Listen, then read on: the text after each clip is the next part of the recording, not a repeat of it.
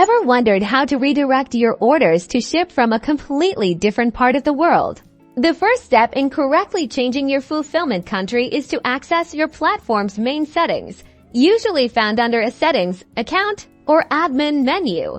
Once in your settings, navigate to sections related to shipping, fulfillment, or store locations. You'll typically find a clear option to select or modify your fulfillment country, often presented as a drop-down menu. Before confirming your selection, the system will likely prompt you with important information regarding potential changes to shipping costs, taxes, or inventory availability based on your new location. Carefully review this information.